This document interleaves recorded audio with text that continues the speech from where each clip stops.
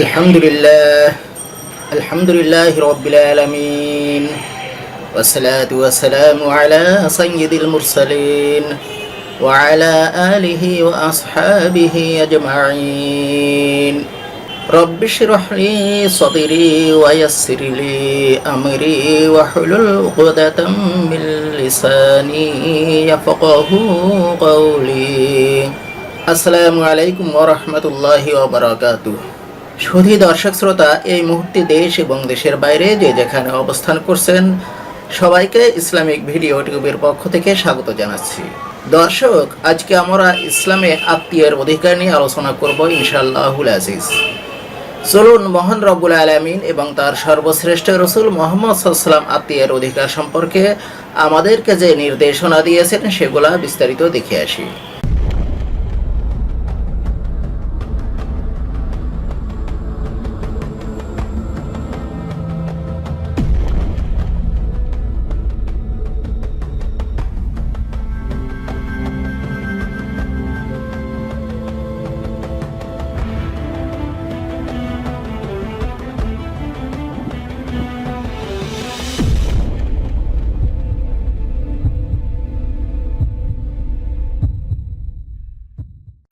ইসলামে আত্মীয়ের অধিকার। ব্যক্তি, পরিবার, সমাজে আত্মীয়তার সম্পর্ক সর্বতোভাবে জড়িত। আত্মীয় ছাড়া এ জীবন অচল। আত্মীয়ের সহযোগিতা, সহমর্মিতা ও ভালোবাসা নিয়েই মানুষ এই পার্থিব জীবনে বেঁচে থাকে। আর আত্মীয়তার সম্পর্ক বজায় না থাকলে জীবন হয়ে যায় নিঃস্ব, নিরস, আনন্দহীন, একাকী এবং বিচ্ছিন্ন। তাই পার্থিব জীবনে আত্মীয়তার সম্পর্ক রক্ষার গুরুত্ব অপরিসীম। আত্মীয়ের পরিচয়। আত্মীয় শব্দের অর্থ হচ্ছে স্বজন, জাতি, কুটুম্ব। ইংরেজি প্রতিশব্দ হচ্ছে রিলেশনশিপ। এর সংজ্ঞায় অক্সফোর্ড অভিধানে বলা হয়েছে, the way in the which two people, groups of countries behave towards each other or deal with each other. তাইবুল কালাম ফি সিলাতিল হিরমে গ্রন্থকার আবু ইউসুফ মোহাম্মদ জায়েদ বলেন, আত্মীয় হচ্ছে তারা যাদের মাঝে পারস্পরিক সম্পর্ক আছে। তারা সম্পদের অধিকারী হোক বা না হোক এবং মাহারাম হোক বা না হোক, তার সাথে কোনো সম্পর্ক নেই। আত্মীয়তার সম্পর্ক রক্ষার তাৎপর্য: স্বজন ও আপনজনদের সার্বিক খোঁজখবর রাখা ও তাদের সাথে উত্তম ব্যবহার করা। ইবনুল কাসির বলেন, এটা হচ্ছে বংশীয় ও বৈবাহিক সম্পর্কে আত্মীয়দের প্রতি অনুগ্রহ, অনুকম্পা প্রদর্শন করা, তাদের প্রতি সদয় ও সহানুভূতিশীল হওয়া, তাদের অবস্থার প্রতি খেয়াল রাখা যদিও তারা দূরে চলে যায় এবং খারাপ আচরণ করে। আত্মীয়ের হক আদায়ে সচেতন হওয়ার ব্যাপারে সচেতন করে আল্লাহ তাআলা সূরা নিসার প্রথম আয়াতেই বলেছেন, আউযু বিল্লাহি মিনাশ শাইতানির রাজিম, বিসমিল্লাহির রহমানির রহিম। ইয়া আইয়ুহান নাসু তাকু রাব্বাকুমুল্লাযী খালাকাকুম মিন নাফসিন ওয়াহিদাতিন ওয়া খালাকা মিনহা যাওজাহা ওয়া বাসসা মিনহুমা রিজালান কাসীরান ওয়া নিসাআ ওয়াত্তাকুল্লাহাল্লাযী তাসাআলুনা বিহি ওয়াল আরহাম ইন্নাল্লাহা কানা আলাইকুম রাকীবা। তোমরা ভয় করো রক্ত সম্পর্কিত আত্মীয়ের ব্যাপারে, তাদের হক আদায় করে দাও। এই আয়াতে মূলত আল্লাহ তাআলা রক্ত সম্পর্কে আত্মীয়দের হকের ব্যাপারে বলেছেন যে তোমরা তাদের হক আদায় করে দাও। আত্মীয়তার প্রকারভেদ। আত্মীয় প্রধানত দুই প্রকার হয়। একটি হলো রক্তের সম্পর্কীয়, যেমন বাবা মা, দাদা দাদি, ভাই বোন, মামা খালা, চাচা ফুফু ইত্যাদি। 2 নম্বর বিবাহ সম্পর্কে আত্মীয়, যেমন শ্বশুর শাশুড়ি, শ্যালক শালিকা প্রভৃতি। আত্মীয়তার সম্পর্ক রক্ষার হুকুম। আত্মীয়দের ভিন্নতার কারণে আত্মীয়তার সম্পর্ক বজায় রাখার হুকুম ফরজ, সুন্নত এবং মাবদুদ বা বৈধ হয়ে থাকে। ফরজ সম্পর্ক। বাবা মায়ের সাথে সম্পর্ক বজায় রাখা ফরজ, কেননা আল্লাহ রাব্বুল আলামিন সূরা আনকাবুতের 8 নম্বর আয়াতে বলেছেন, وَوَصَّيْنَا الْإِنسَانَ بِوَالِدِهِ حُسْنًا وَإِنْ جَاهَدَاكَ لِتُشْرِكَ بِي مَا لَيْسَ لَكَ بِهِ عِلْمٌ فَلَا تُطِعْهُمَا إِلَيَّ مَرْجِعُكُمْ فَأُنَبِّئُكُمْ بِمَا كُنْتُمْ تَعْمَلُونَ। অর্থাৎ আমি মানুষকে নির্দেশ দিয়েছি তার বাবা মায়ের প্রতি সদ্ব্যবহার করতে, বাবা মায়ের সাথে সম্পর্ক রক্ষার ব্যাপারে হাদিসে অনেক নির্দেশ এসেছে। যেমন রাসূলুল্লাহ সাল্লাল্লাহু আলাইহি ওয়াসাল্লাম বলেছেন, সে ব্যক্তির নাক ধুলি মলিন হোক যে ব্যক্তি তার বাবা মা উভয়কে একজনকে বার্ধক্য অবস্থায় পেল এবং সে জান্নাতে প্রবেশ করার সুযোগ লাভ করল না। সহিহ মুসলিম। সুন্নত সম্পর্ক, অন্যান্য আত্মীয়দের সাথে সম্পর্ক রক্ষা করা সুন্নত। রাসূলুল্লাহ সাল্লাল্লাহু আলাইহি ওয়াসাল্লাম বলেছেন, রেহেম বা রক্তের আত্মীয়তার সম্বন্ধ আল্লাহর আরশের সাথে ঝুলন্ত রয়েছে। সে বলে, যে ব্যক্তি আমার সাথে সম্পর্ক বজায় রাখবে আল্লাহ তার সাথে সম্পর্ক বজায় রাখবেন, আর যে আমার সাথে সম্পর্ক ছিন্ন করবে আল্লাহ তার সাথে সম্পর্ক ছিন্ন করবেন। সহিহ মুসলিম। মাবদুদ বা বৈধ প্রকারের আত্মীয়, অমুসলিম বাবা মায়ের সাথে সন্তানের সুসম্পর্ক বজায় রাখা বৈধ। যেমন আল্লাহ তাআলা সূরা লুকমানের 15 নম্বর আয়াতে বলেছেন, ওয়া ইন জাহাদাকা আলা আন তুশরিকা বিমা লাইসা লাকা বিহি ইলমুন ফালা তুতি'হুমা ওয়া সাহিবহুমা ফিদ দুনিয়া মা'রুফা واتبعي سبيل من آنب إلي ثم إلي مرجعكم فأنبئكم بما كنتم تعملون। আর যদি তারা তোমাকে আমার সাথে শিরিক করতে জোর চেষ্টা করে সে বিষয়ে তোমার কোনো জ্ঞান নেই, তখন তাদের আনুগত্য করবে না এবং দুনিয়ায় তাদের সাথে বসবাস করবে সম্ভব হলে। আত্মীয়তার সম্পর্ক রক্ষার পদ্ধতি এবং উপায় কি? আত্মীয়তার সম্পর্ক বজায় রাখার জন্য কিছু কাজ করা জরুরি।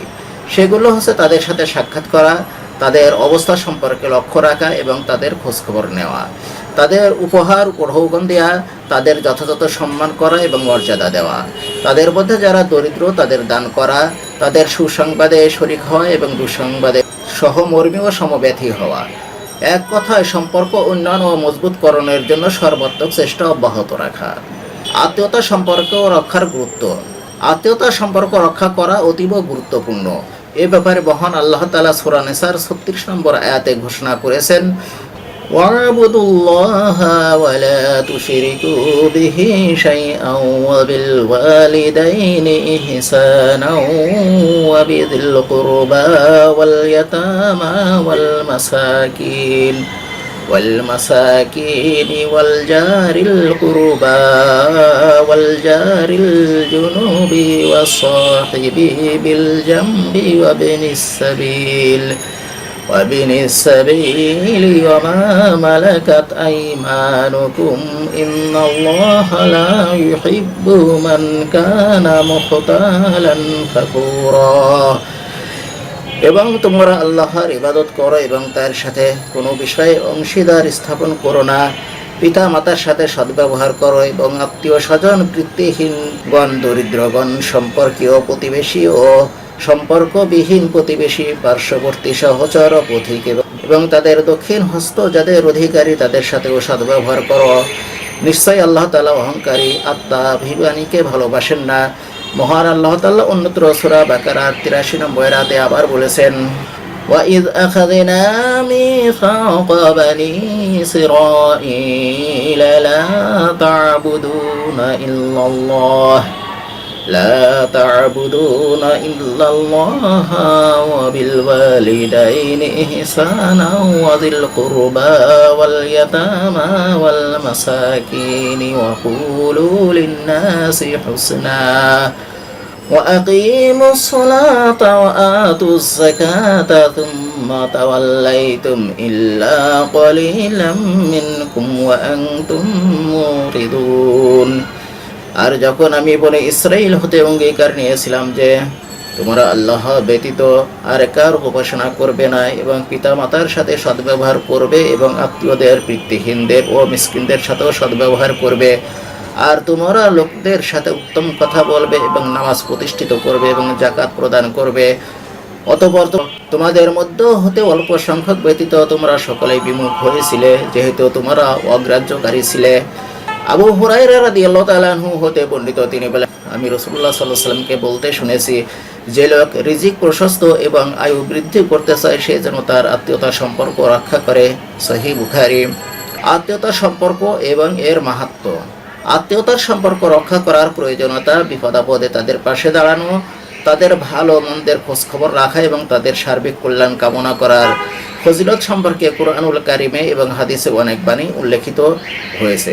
মহান আল্লাহ রাব্বুল আলামিন যে সম্পর্ক মজবুত রাখার নির্দেশ দিয়েছেন, যারা তা অটুট রাখে তাদের প্রশংসায় আল্লাহ রাব্বুল আলামিন পবিত্র কোরআনে ঘোষণা করেছেন, ওয়াল্লাযীনা ইয়াসিলুনা মা আমারাল্লাহু বিহি أن يوصل ويخشون ربهم ويخافون سوء الحساب।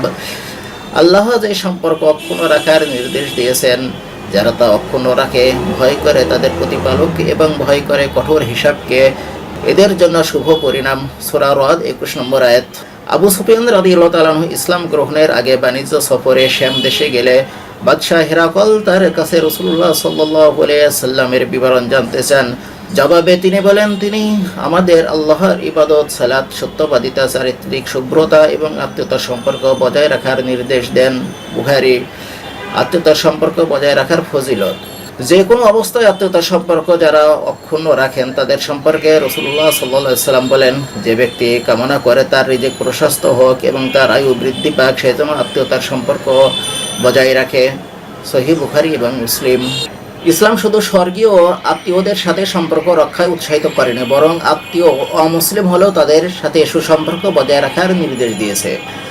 আসমা বিনতে আবু বকর রাদিয়াল্লাহু তাআলা আনহু হতে বর্ণিত, তিনি বলেন, রাসূলুল্লাহ সাল্লাল্লাহু আলাইহি ওয়াসাল্লাম এর জীবদ্দশায় আমার মা মুশরিক থাকতে একবার আমার কাছে আগমন করেন। আমি রাসূলুল্লাহ সাল্লাল্লাহু আলাইহি ওয়াসাল্লামের কাছে জিজ্ঞেস করলাম, তিনি আমার সাথে সম্পর্ক রাখতে আগ্রহী, আমি কি আমার মায়ের সাথে সম্পর্ক রাখব? তিনি উত্তর দিলেন, হ্যাঁ, তুমি স্বীয় মায়ের সাথে সম্পর্ক ঠিক রাখো। সহিহ মুসলিম। অসুস্থ আত্মীয়কে দেখতে যাওয়া এবং তার সেবা করা। আত্মীয়কেও অসুস্থ হলে তাকে দেখতে যাওয়া এবং সাধ্য অনুযায়ী সেবা করা উচিত। রাসূলুল্লাহ সাল্লাল্লাহু আলাইহি ওয়াসাল্লাম বলেন, কোনো মুসলিম যখন তার পুরো রুগ্ন মুসলমান ভাইকে দেখতে যায়, তখন সে যেন জান্নাতের বাগানে ফল আহরণ করতে থাকে যতক্ষণ না সে ফিরে আসে। সহিহ মুসলিম। আত্মীয়ের দুঃখ শোকে সান্ত্বনা দেওয়া। আত্মীয়র যে কোনো দুঃখ শোকে তার পাশে দাঁড়ানো, তার প্রতি সমবেদনা জানানো এবং তাকে সান্ত্বনা দেয়া নেকির কাজ। রাসূলুল্লাহ সাল্লাল্লাহু আলাইহি ওয়াসাল্লাম বলেছেন, যে ব্যক্তি তার মুমিন ভাইকে বিপদে সান্ত্বনা দেবে, আল্লাহ কিয়ামতের দিন তাকে সম্মানের পোশাক পরিধান করাবেন। ইবনে মাজাহ। আত্মীয়তার সম্পর্ক ছিন্ন করার পরিণতি। আত্মীয়তার বন্ধন ছিন্ন করা শুধু একটি মারাত্মক অপরাধী নয়, বরং একটি সামাজিক, মানবিক এবং আত্মিক ব্যাধি, যা একটি সুস্থ সমাজ, সুন্দর পরিবেশ এবং মানবতাবোধকে হত্যা করে এবং মানুষের স্বাভাবিক জীবনযাপন, সামাজিক শান্তি শৃঙ্খলা এবং পারস্পরিক ভ্রাতৃত্ববোধকে ব্যাহত করে। ফলে ইসলাম আত্মীয়তার বন্ধনকে অটুট রাখতে সর্বোচ্চ গুরুত্ব আরোপ করেছে এবং যারা আত্মীয়তার সম্পর্ক নষ্ট করে তাদের প্রতি কঠোর হুঁশিয়ারি এবং কঠিন আযাব এবং শাস্তির কথা ঘোষণা করেছে। তীব্র ভাষায় তাদের ভর্ৎসনা করে মহান রব্বুল আলামিন সূরা রদের 25 নম্বর আয়াতে ঘোষণা করেছেন, ওয়াল্লাযীনা ইয়ানকুযুনা আহদাল্লাহি মিন বা'দি মিসাকিহি ওয়া ইয়াকতাউনা মা আমারাল্লাহু বিহি أن يوصل ويفسدون في الأرض أولئك لهم اللعنة ولهم سوء الدار। যারা আল্লাহর সাথে দৃঢ় অঙ্গীকারে আবদ্ধ হওয়ার পর তা ভঙ্গ করে, যে সম্পর্ক অক্ষুণ্ণ রাখতে আল্লাহ আদেশ করেছেন তা ছিন্ন করে এবং পৃথিবীতে অশান্তি সৃষ্টি করে বেড়ায়, তাদের জন্য আছে লানত এবং তাদের জন্য আছে মন্দ আবাসস্থল। আমাদের মাঝে অনেকেই সাধারণ বিষয় নিয়ে ভাই বোন, আত্মীয় স্বজন বা বন্ধু বান্ধবের সাথে দীর্ঘদিন কথাবার্তা বন্ধ রাখেন, অথচ শরীয় কারণ ছাড়া আত্মীয়দের সাথে সম্পর্ক ছিন্ন করা যাবে না। এ ব্যাপারে রাসূলুল্লাহ সাল্লাল্লাহু আলাইহি ওয়াসাল্লাম ইরশাদ করেছেন, কোনো মুসলমানের জন্য 3 দিনের বেশি তার ভাইয়ের সাথে কথা বন্ধ রাখা জায়েজ নয়। রাসূলুল্লাহ সাল্লাল্লাহু আলাইহি ওয়াসাল্লাম অন্যত্র ইরশাদ করেছেন, আত্মীয়তার সম্পর্ক ছিন্নকারী জান্নাতে প্রবেশ করবে না। সহিহ মুসলিম। আত্মীয়ের জানাজায় অংশগ্রহণ। আত্মীয়দের মধ্যে কেউ ইন্তেকাল করলে তার জানাজায় অংশগ্রহণ করা নৈতিক দায়িত্ব। এ প্রসঙ্গে রাসূলুল্লাহ সাল্লাল্লাহু আলাইহি ওয়াসাল্লাম বলেছেন, যে ব্যক্তি ঈমানের সাথে এবং সওয়াবের আশায় কোনো মুসলমানের জানাজায় আসে এবং তার জানাজার সালাত আদায় এবং দাফন সম্পন্ন হওয়া পর্যন্ত সাথে থাকে, সে 2 কিরাত সওয়াব নিয়ে প্রত্যাবর্তন করবে। সহিহ বুখারী। শেষ কথা হলো, ইসলাম আত্মীয়ের প্রতি যে অধিকার দিয়েছে তা যথাযথভাবে আদায় করলে শান্তিময় সমাজ বিনির্মাণ করা সম্ভব। আমাদের সবার উচিত আত্মীয়র হক আদায় করা। শুধু দর্শক শ্রোতা, কোরআন হাদিসের আলোকে এতক্ষণ যা কিছু আলোচনা করলাম, এর উপরে আল্লাহ তাআলা যেন আমাদের সবাইকে আমল করার তৌফিক দান করেন। এই দোয়া করে আজকের মতো এখানে শেষ করছি। সুবহানাকা রাব্বিল ইজ্জাতি আম্মা ইয়াসিফুন ওয়া সালামুন আলাল মুরসালিন আলহামদুলিল্লাহি রাব্বিল আলামিন। আসসালামু আলাইকুম ওয়া রাহমাতুল্লাহি ওয়া বারাকাতুহু।